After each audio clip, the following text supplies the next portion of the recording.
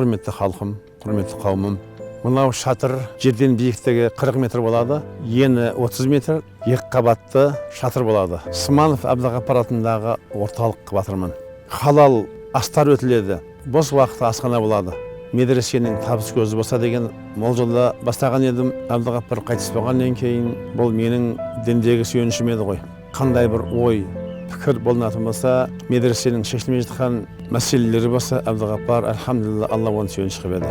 8 кеме болады, ішіне 20 адамнан сияды. Осының бәрін Әбдіғапардың сол жастарды ынтымаққа, бірлікке, отан сүюге шақыратын уақыттар қойып тұрылады. 7-8 сварщик тым бастан 3 айдан бері сварщикшылық қылып жатыр. 200 мың доллар кетіп қалады деген өзімнің шағым отыр. Адамдар неге бұны биік қылып жатсын дейді.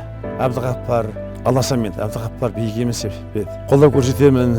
Әлхамдулилла, енді бұл ұрпағымыздың бір келешегі ғой дейтіндер болса, құшағымыз ашық.